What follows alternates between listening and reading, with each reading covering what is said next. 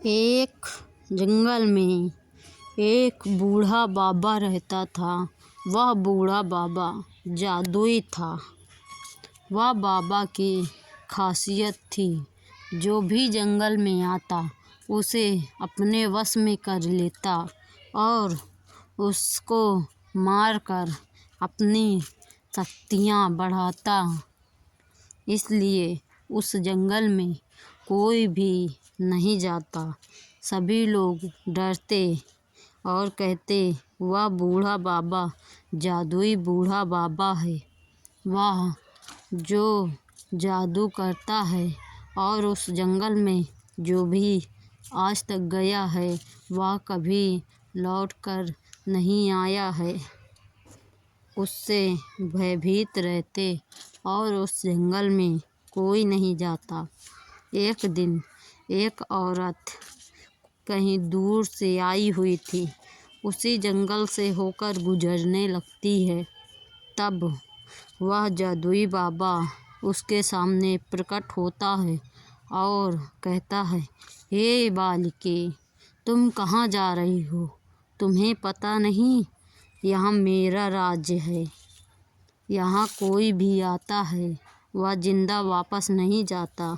तुम्हें पता नहीं कि मैं एक जादूगर बाबा हूँ और मैं सबको मार डालता हूँ। यह सुनकर वह लड़की घबरा गई और बोली कि हे बाबा, मुझे नहीं पता था कि यहाँ ऐसा भी है। मैं कहीं दूर देश से आई हूँ और मैं बहुत थक चुकी हूँ। मैं थोड़ी देर यहाँ विश्राम करना चाहती हूँ और क्या मुझे यहाँ थोड़ी देर रुकने की इजाज़त है? तो बाबा मुस्कुराए और बोले, क्या तुमने सुना नहीं मैंने क्या कहा? तो वह औरत बोली, बाबा, अब मेरा इस दुनिया में कोई नहीं। जो कुछ भी था ऊपर वाले ने ले लिया।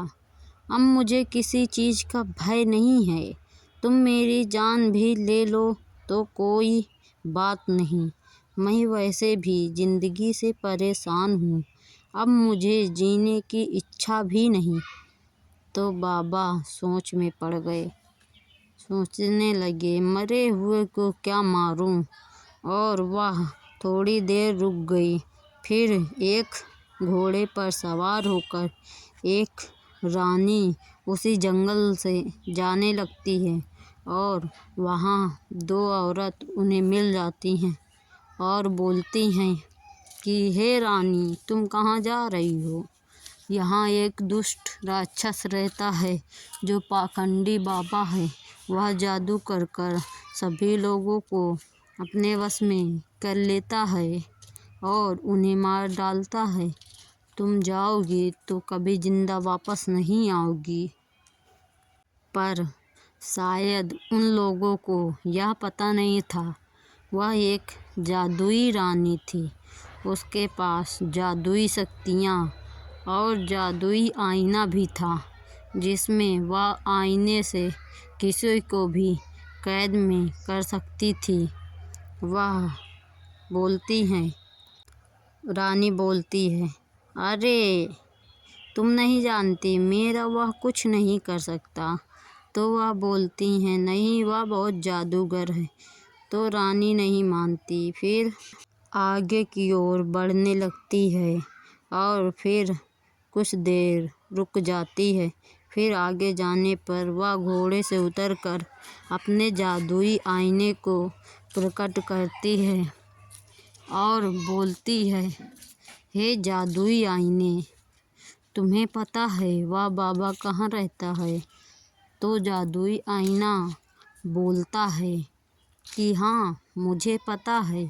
वह बाबा उत्तर दिशा की ओर एक पेड़ के नीचे बैठा हुआ है और उसे कोई देख नहीं सकता है, सिर्फ मेरे अलावा, या वह जब चाहे तब कोई उसे देख सकता है और कोई भी उसे देख नहीं सकता।